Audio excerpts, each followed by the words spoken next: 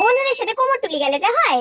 ভাই ফাইনালি কোমরটুলি চলে এসেছে, যেখানে দুর্গাপূজা শুট করতে পারবো। কি মজা হচ্ছে। ফার্স্ট টাইম আসলি তো? হ্যাঁ। তুই? হ্যাঁ, আমিও তো ফার্স্ট টাইম। আজকে খুব এনজয় হবে বল।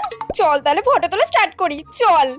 ভাই এই জায়গাটা কিন্তু খুব ভালো একটা জায়গা, এখানে কিন্তু খুব ভালো ভালো সেলফি আসবে। নে পোজ দে। ভাই অনেক তো হলো, আমি আর হাঁটতে পারছি না, আমার পায়ে ব্যথা করছে। ভাই খিদে পেয়েছে, আর পারছি না, চল কিছু খাই। সবে তো আসলাম। আর পারছি না আমি। একটা সেলফি তোল। এ ভাই আর ভাল লাগছে না, দূর। এই জন্য বলে এই বান্ধবীদের নিয়ে আসতেই নেই। কাদের সাথে এসছি, একটা ফটো হলো না। ধুর।